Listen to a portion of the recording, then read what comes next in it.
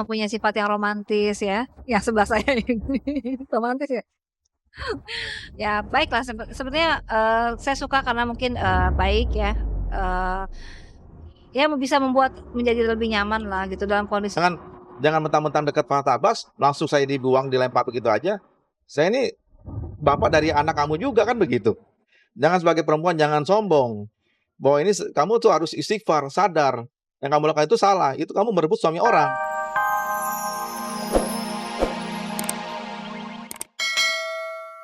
Ini adalah anak sahnya dan anak kandungnya.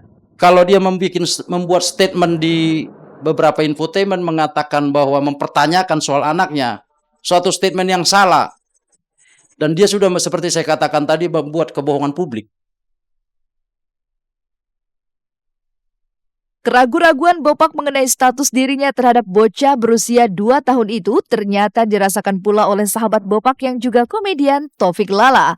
Sebagai sahabat yang telah puluhan tahun mengenal sosok Bopak, merasa wajar jika Bopak ragu terhadap andil dirinya dalam kelahiran anak mereka.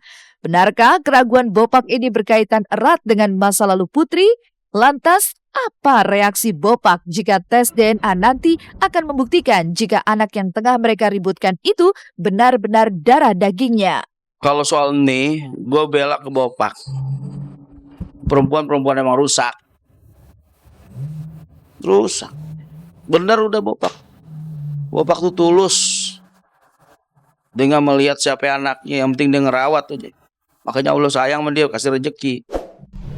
Jadi kalau itu mantrik doang, bini tiba-tiba muncul ya, karena kan Bopak lagi naik, ya kan? Ini sensasi, dah duit dah, itu Bopak yang tahu dah. Kalau gue emang nggak yakin tuh anaknya Bopak, ya kan? Nggak yakin, karena kan tanda kutip yang ininya. Bopak pengen ngangkat derajat bener, kawinin supaya mulia, tapi tiba-tiba kabur, lu bayangin aja. Baru nikah, langsung pulang. Tetap kita harus melihara dan kita ikhlas, ya kan? Istilah hasilnya mau A mau B tetap kita ikhlas, kita tetap mau merawatnya kan gitu. Akan menerima apapun hasil yang kita lihat dari tes DNA-nya, kita akan lapang dada.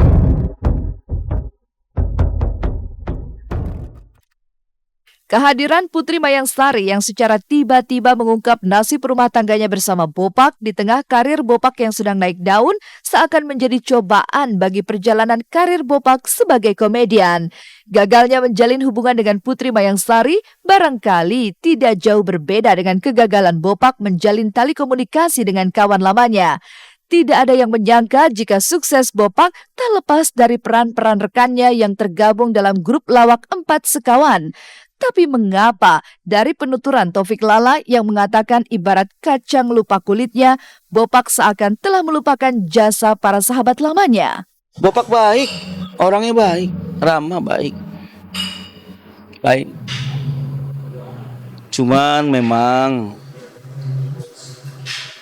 yang Bopak kurang itu adalah satu, dia kurang komunikasi. Kurang komunikasi dengan 4 sekawan, grup yang membesarkan dia, membawa dia gitu. Bayangin aja, nggak sebentar 15 tahun di rumah Ginanjar. Gue ngomong Ginanjar tuh baik, baju pinjemin, celana dipinjemin, celana baru beli dipakai, Ginanjar nggak marah.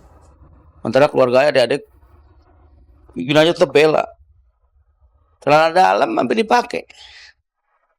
Gue ngomong bener, baik banget Ginanjar. Cuman nih sampai sekarang nggak pernah tuh nelpon. Hello, ada telepon, ada Twitter, ada BB, hati. Ini kacang lupa kulitnya, bener. Sapu lidi naik ke dipan, tau nggak? Kata Betawi bilang sapu lidi naik ke dipan. Tabiatnya dia aja yang dibawa, ego-egonya dia aja yang dibawa.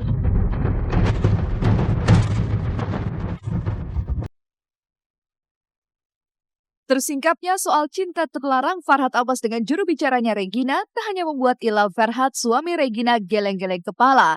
Nia dan Yati yang sejak awal telah mencium aroma perselingkuhan antara suaminya dengan Regina mengaku plong. Pasalnya, bukan tidak mungkin ini makin menguatkan tindakan dirinya yang telah menggugat cerai Farhad di Pengadilan Agama Jakarta Selatan sebagai sebuah tindakan yang benar. Namun, jauh sebelum skandal cinta Farhad dan Regina terkuak, Nia telah lebih dulu menegur Regina atas segala sikap dan perilakunya. Lantas, apakah teguran Nia terhadap Regina ini lantaran nalurinya sebagai seorang istri yang merasa diduakan? Atau Nia memang telah melihat ada cinta terlarang di antara Farhad Abbas dan Regina? Dari awal ketemu pun saya sudah sempat menegur dia.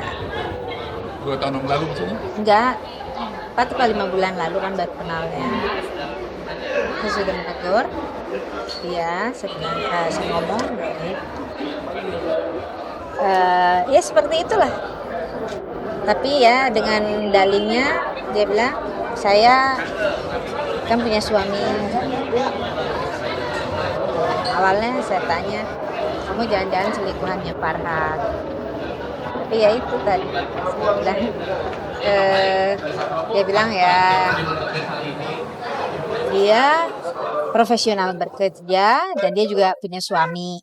Begitu juga dengan Farhad dan Regina yang sudah tidak malu-malu lagi untuk menunjukkan soal rasa di antara mereka. Terbukti dari beberapa foto mesra yang telah diunggah keduanya ke dunia maya. Bahkan Nia yang telah paham akan karakter Farhad seakan mafhum dengan pola tingkah Farhad terhadap wanita. Alhasil, ia tidak memusingkan dengan semua kabar yang menyebutkan jika Farhad begitu menyanjung Regina. Lain halnya dengan Ilal yang begitu kesal karena dicampakkan begitu saja oleh Regina. Ya buat saya alhamdulillah aja. Kan bukan dari mulut saya keluarnya. Dengan mereka begitu kan mereka sendiri. Bukan dari saya. Saya bersyukur aja sama Yang Maha Kuasa. Kalaupun saya memberi saat ini, paling saya bisa berikan itu hanya perhatian dan cinta dan kasih sayang aja. Yang menurut saya tidak dijual dan Kalau tersanjung ya sebagai perempuan pastilah gitu ya. Gak mungkin gak tersanjung, pasti ada rasa senang gitu ya. Berarti kan mungkin dibalik kata-kata pedasnya mungkin mempunyai sifat yang romantis ya. Yang sebelah saya ini romantis ya. Ya baiklah, sepertinya saya suka karena mungkin baik ya. Ya bisa membuat menjadi lebih nyaman lah gitu dalam kondisi. Jangan mentang-mentang dekat Farhad Abbas langsung saya dibuang, dilempar begitu aja. Saya ini bapak dari anak kamu juga kan begitu. Jangan sebagai perempuan jangan sombong. Bahwa ini kamu tuh harus istighfar, sadar. Yang kamu lakukan itu salah. Itu kamu merebut suami orang.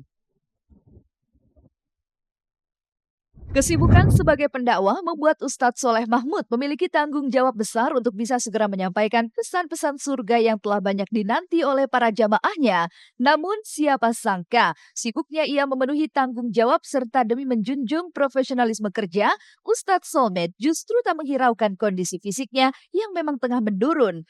Apa daya, usai memberikan ceramah, ia pun langsung dilarikan ke sebuah rumah sakit. Sayang, sang istri April Jasmine tidak bisa menemani suaminya dalam keadaan sakit. Lantas benarkah Ustadz Solmed marah lantaran April tak menggubris pesan pendek soal sakit yang ia rasakan?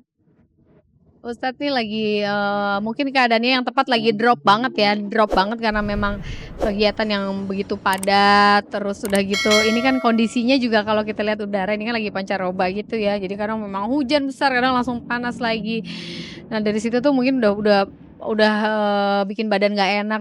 Habis itu karena memang aku lagi ngerasanya capek, agak sedikit flu, jadi minum obat inilah flu, tidur kan efeknya. Ustadz BBM kasih pesan apa nggak ada yang aku baca. Dan pas kurang lebih jam 6:30 itu baru ada telepon masuk. Si Mas Wahyu bilang kalau Mbak April, Ustadz nih sekarang di rumah sakit, masuk UGD. Aku kan bengong sebenarnya antara kaget, takut tuh sampai ke UGD ya, terus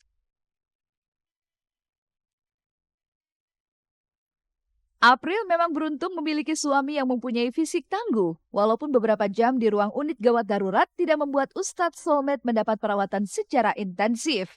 Lantas, bagaimana kiat April sebagai istri meyakinkan agar suaminya mau beristirahat sejenak dari rutinitasnya? ya udah saya bolehin, cuma memang harus itu syaratnya lah ya, syarat pastinya harus istirahat, Tat. Nggak bisa kalau misalkan terlalu dipaksain. Karena ini kan fisik ini kan kalau misalkan perasaan Ustadz ngerasanya kuat kok perasaan doang tapi badan nggak kuat nanti malah makin takutnya makin ngedrop lagi.